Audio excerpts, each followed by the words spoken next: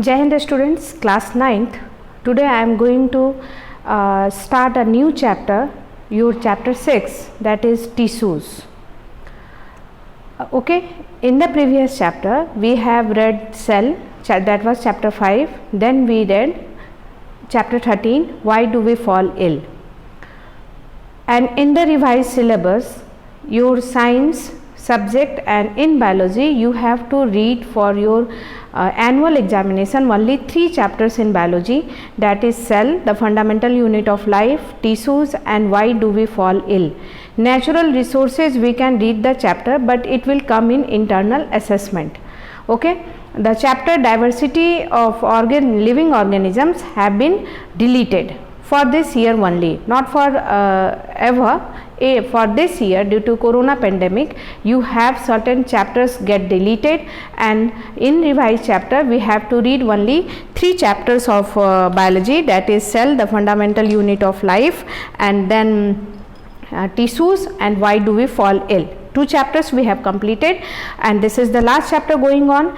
And come to the this chapter, introduction of this chapter, that is tissues. This is an introductory video. Okay, in the further videos we will go in detail step by step. This is very important chapter to understand the living organism, the basis of living organism, and it will create your base for the further classes. Like in class 11th you have to read this type of chapters in very detail. So make the your base in tissues in this class. Okay, so first of all what I am going to discuss in this video is tissue, introduction of tissue, difference between plant and animal tissues, what are the situations and difference between plants and animal that make difference in their tissues also. इसमें हम लोग पढ़ेंगे कि plants and animals में basically क्या difference है जिसके कारण उनके tissues में भी difference हो जाते हैं. Then a little bit introduction about plant tissue, then animal tissue. We will not go in detail in plant tissue and animal tissue in this video because it is a very lengthy topic, and we will go step by step in plant tissue and animal tissue. I am giving a wholesome idea of this chapter, what we have to study in this chapter. हमें इस chapter में क्या क्या पढ़ना है, tissues क्या होते हैं समझना है, difference between plant and animal tissue समझना है, प्लांट टिश्यू क्या है और एनिमल्स टिश्यू क्या है और कितने हैं. This is the wholesome figure of your chapter. तो स्टार्ट करते हैं लिविंग ऑर्गेनिज्म से, जिसमें आपका सेल की बात आएगी. और आप फर्स्ट चैप्टर में पढ़ चुके हैं कि कोई भी जो लिविंग ऑर्गेनिजम्स है, कोई भी अगर लिविंग ऑर्गेनिज्म है उसका कैसा ऑर्गेनाइजेशन होता है, हमेशा सेलुलर ऑर्गेनाइजेशन होता है. मीन्स कोई भी लिविंग ऑर्गेनिज्म जो है वो हमेशा एक सेल से बना हुआ रहेगा, मीन्स सेल से बना हुआ रहेगा. लिविंग ऑर्गेनिज्म की पहचान है कि वो सेल से बने हुए होते हैं. अब जब ये सेल से बने हुए होते हैं तो ये 2 टाइप्स के हो सकते हैं, ऑफ 2 टाइप्स. ये लिविंग ऑर्गेनिज्म सिंगल सेल का बना हुआ हो सकता है. Okay, that will be called as unicellular. और ये बहुत सारे सेल्स को मिलने के बाद भी, बहुत सारे सेल्स मिलेंगे तब भी ये लिविंग ऑर्गेनिज्म हो सकता है. एंड ये it will come into multi cellular. Okay, it will come into multi cellular. Unicellular जो है वो प्रिमिटिव होते हैं और काफ़ी सिंपल इन ऑर्गेनाइजेशन होते हैं. यूनिसेलुलर के बारे में हमने cell the fundamental unit of life में भी पढ़ा होगा. आप एग्जाम्पल अभी रिसेंटली सोचिए और दीजिए. What examples of unicellular like amoeba, paramecium, Euglena, even the bacteria is also unicellular. But unicellular में भी हम देखते हैं कि न्यूक्लियस के आधार पर प्रोकैरियोटिक और यूकैरियोटिक हो सकते हैं. ओके, मल्टी सेलुलर तो यूकैरियोटिक होंगे ही, ये एडवांस एनिमल है मल्टी सेलुलर. यूनिसेलुलर जो है वो प्रिमिटिव एनिमल्स हैं और काफ़ी सिंपल एनिमल है. सिंपल मीन्स एनिमल भी हो सकते हैं और ये प्लांट भी हो सकते हैं. काफ़ी सिंपल लिविंग ऑर्गेनिज्म है और ये और मल्टी सेलुलर जो है वो एडवांस लिविंग ऑर्गेनिज्म है. यूनिसेलुलर में हमें ज़्यादा पढ़ने की और ज़्यादा जानने की हायर लेवल पे ज़रूरत नहीं है, क्योंकि अगर हम एक सिंगल सेल के बारे में पढ़ रहे हैं that is same as that unicellular organism के बारे में पढ़ रहे हैं, क्योंकि ये यूनिसेलुलर जो ऑर्गेनिज्म है लाइक अमीबा, ये एक सिंगल सेल ही रेस्पॉन्सिबल है सारे एक्टिविटी, फिजिकल एक्टिविटी करने का। ये सिंगल सेल ही रिप्रोड्यूस कर लेगा यहाँ से फ्रैगमेंटेशन करके, ये सिंगल सेल ही एक्सक्रीशन भी कर देगा ऑस्मोसिस और डिफ्यूजन के द्वारा, वैक्यूल्स बनाकर excretory vacuoles and food vacuole से ये डाइजेशन भी कर लेगा। वैक्यूल जो क्या है, एक सेलुलर ऑर्गेनल्स है जो कि सेल के अंदर पाया जाता है वैक्यूल्स, और ये अपना न्यूक्लियस से अपने इस सेल को गाइड भी कर लेगा। और क्या होता है, रिप्रोडक्शन इससे हो जाएगा, एक्सक्रीशन इससे हो गया, डाइजेशन इससे हो गया, देन रेस्पिरेशन, ये एयर को डायरेक्ट इन और आउट करने के डिफ्यूजन प्रोसेस के द्वारा ये रेस्पिरेशन भी कर लेगा। तो सिंगल सेल जो है यूनिसेलुलर की ऑर्गेनिज्म में बहुत ही उनके फिजियोलॉजी में, उनके एक्टिविटी में, उनके लिविंग स्टाइल में काफ़ी सिंप्लिसिटी रहती है और उनका कोई हायर लेवल ऑर्गेनाइजेशन नहीं होता है। मीन्स एक सेल के ही बने हुए होते हैं, उनको किसी और चीज़ से इंटीग्रेट करने का, मिलने का कोई ज़रूरत नहीं रहता है। वो सिंगल सेल ही काफ़ी रहते हैं कि वो अपने लाइफ को कैरी ऑन कर सके। तो जो ये चैप्टर है टिश्यूज, वो यूनिसेलुलर ऑर्गेनिज्म को कंसिस्ट नहीं करेगा, क्योंकि इसमें यूनिसेलुलर ऑर्गेनिज्म जो है वो एक ही सेल के बने होते हैं और हायर इनका कोई इंटीग्रेशन नहीं है, मतलब हायर इनका किसी और सेल या किसी और लेवल पे ऑर्गेनाइजेशन नहीं है। अब हम कंसंट्रेट करते हैं मल्टी सेलुलर ऑर्गेनिज्म पे। ओके, ये हम जान रहे हैं कि टिश्यू की बात कहाँ से आई। टिश्यू जो है वो कहाँ से, ये जो टिश्यू है इसको हम लोग कब पढ़ना स्टार्ट किए। तो जब हम मल्टी सेलुलर ऑर्गेनिज्म को देखेंगे, केवल यूनिसेलुलर में तो पढ़ना ही नहीं है, वो टिश्यू लेवल तक ऑर्गेनाइज ही नहीं होते हैं। मल्टी सेलुलर ऑर्गेनिज्म को हम देखेंगे, उनका सबसे बेसिक यूनिट सेल होगा।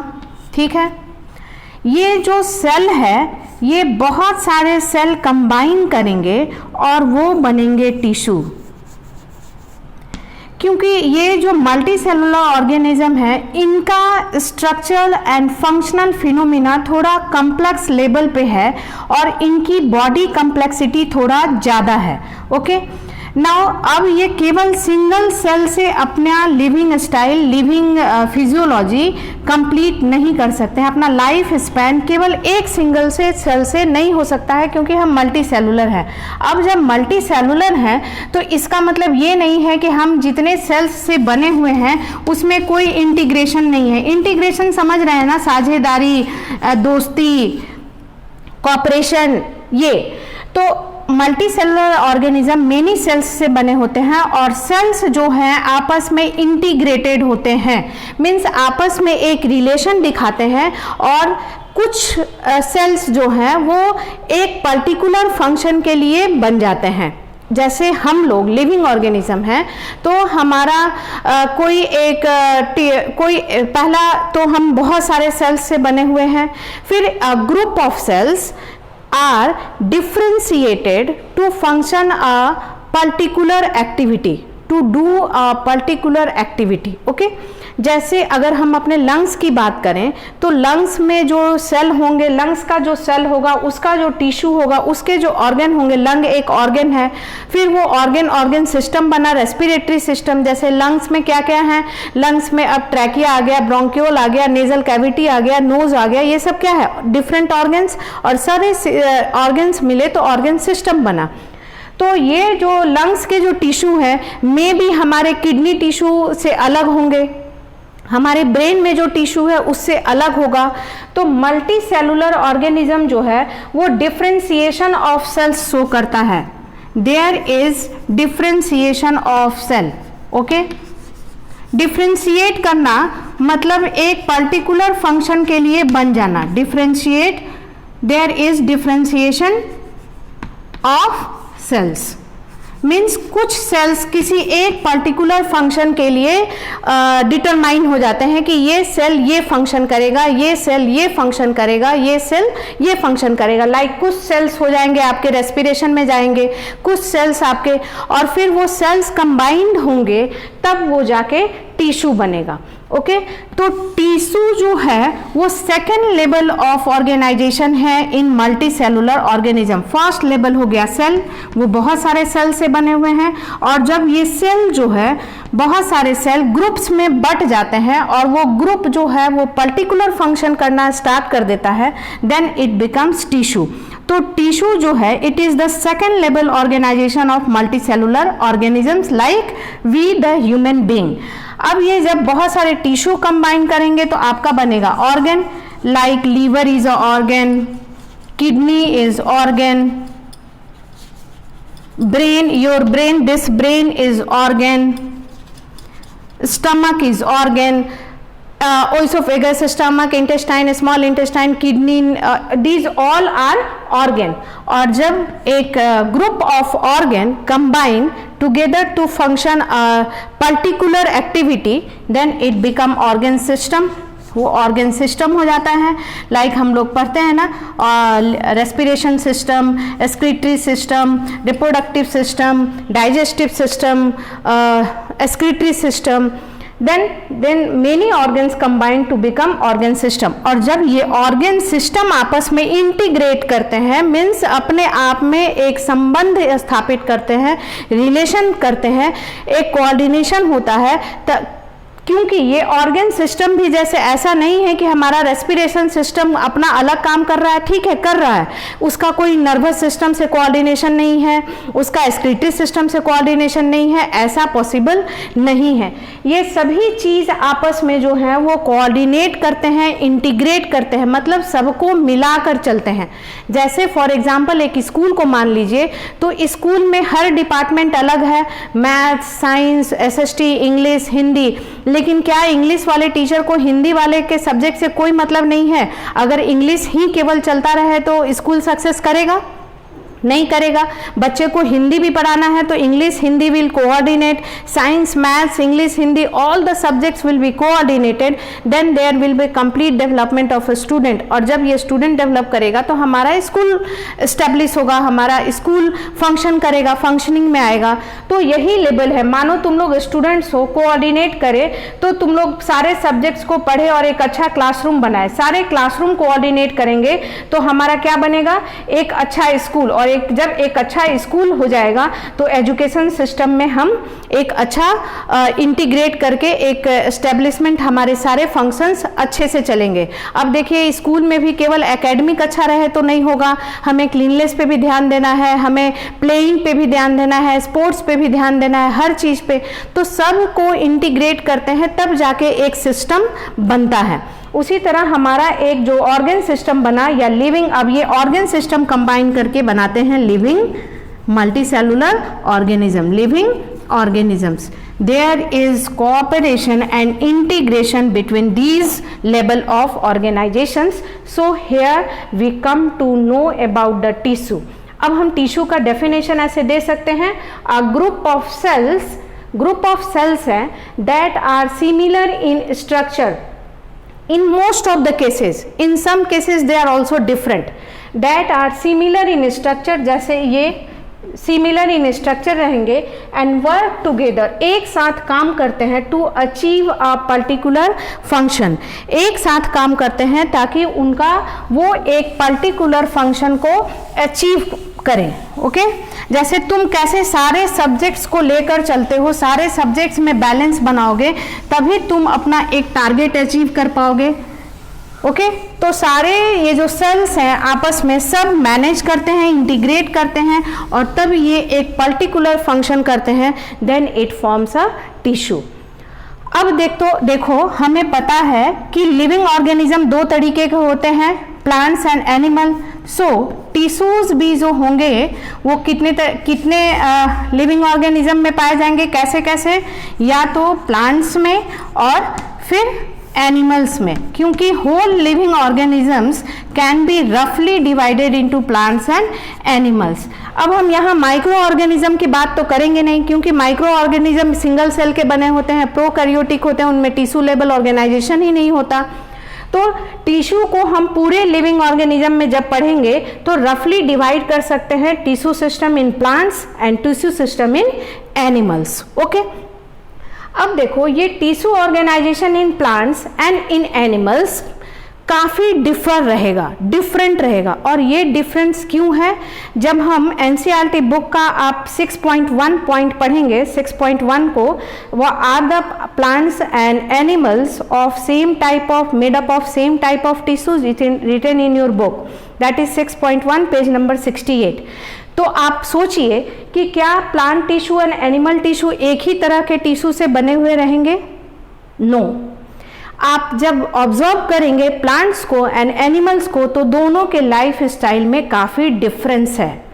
सबसे पहला बात जो कि दिखने ही में लगता है, plants are sedentary, SEDENTARY, sedentary means एक जगह बैठने वाले, सीडेंट्री, ये एक ही जगह खड़े रहते हैं, इनमें मूवमेंट नहीं होता है, मतलब चलते नहीं हैं। इनको ऐसा नहीं है कि भोजन की तलाश में ये चल देंगे, प्यास लगी तो अपने रूट को उठाएंगे और कहीं जाके और पानी पी लेंगे। लेकिन एनिमल्स क्या है? They are movable, they are movable. Okay, now अगर ये सीडेंट्री है, एनर्जी कब ज़्यादा खर्च होगी? अगर हम चुपचाप बैठे रहे तब, या मूव करते रहे तब? ऑफ कोर्स मूवमेंट में एनर्जी ज़्यादा लगेगी।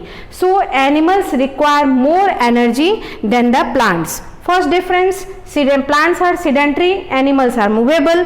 Plants require less energy, animals require more energy because they are movable. They have to move for their life. Okay? Now, एक जब ग्रोथ देखेंगे तो प्लांट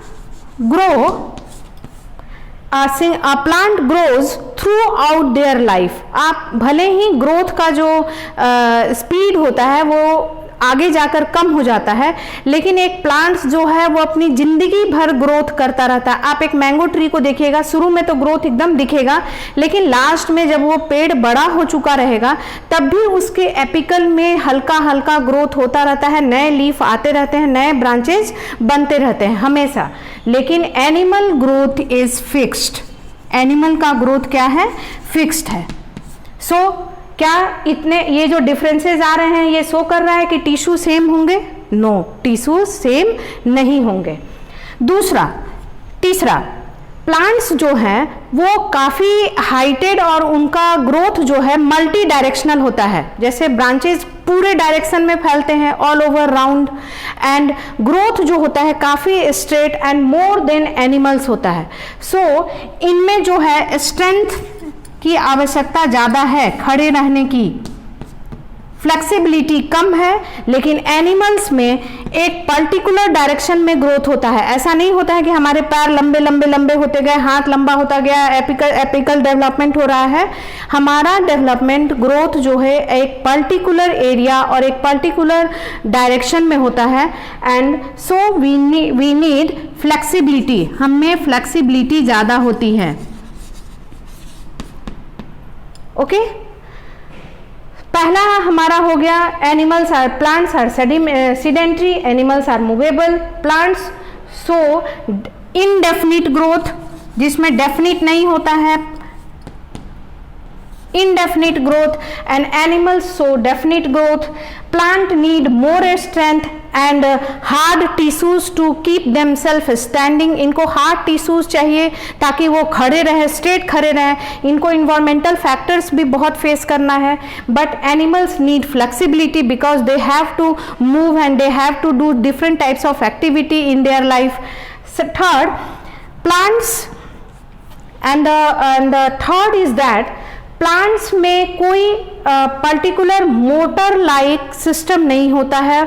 जैसे ट्रांसपोर्टेशन के लिए हमारे ऑर्गन में हार्ट है, ब्लड को ट्रांसपोर्ट करता है तो हार्ट पंप करता है, ऐसा कुछ पंपिंग सिस्टम जो है प्लांट में, जो कि बॉडी फ्लूइड को मूव कराए, ऐसा पंपिंग सिस्टम प्लांट में एब्सेंट है और वो पंपिंग सिस्टम एनिमल्स में ऑर्गन प्रेजेंट है। तो there is no motor like organs in plant. Motor like organs in plant में नहीं होते हैं motor like organs, but in animals there is motor like organs present. So they don't need such type of hardness and length, long tissues in comparison to plants. Animals have their organ system fully developed, organs well developed in comparison to the plant. ऐसा कोई organ या organ system plants में develop नहीं है जो कि animal में एक particular organ and organ system अच्छे से developed है. So in comparison to plants, animals are more developed and sophisticated, more complex. Comparison to plants, animals जो है वो ज़्यादा कम्प्लेक्स हैं, सोफिस्टिकेटेड हैं, ज़्यादा डेवलप्ड हैं, क्योंकि इनमें सेवरल ऑर्गन्स हैं, इनमें जो फिजियोलॉजी ऑर्गन सिस्टम चलता है। लेकिन प्लांट्स में ऐसे कोई ट्रांसपोर्टेशन का ऑर्गन नहीं है, ऐसा कुछ भी ऑर्गन नहीं है। सारे जो सेल्स हैं वो टिश्यूज़ में ऑर्गेनाइज हो रहे हैं और टिश्यूज़ कंबाइन करके सेवरल फंक्शंस को अंजाम देते हैं। बट एनिमल्स में ये जो टिश्यूज़ है वो भी अच्छे से ऑर्गन में डेवलप हुए रहते हैं, लाइक हार्ट, लंग्स, किडनी, ऐसा प्लांट में नहीं रहता है। और फिर ये ऑर्गन सिस्टम भी को भी एस्टेब्लिश करते हैं पूरे आपस में कोऑर्डिनेट करके, और तब जाके एनिमल एक लिविंग ऑर्गेनिज्म फंक्शन करता है। सो these activities, these differences that is given in your book in page number 68 make this fundamental difference reflects the different modes of life pursued by these two major group of organism.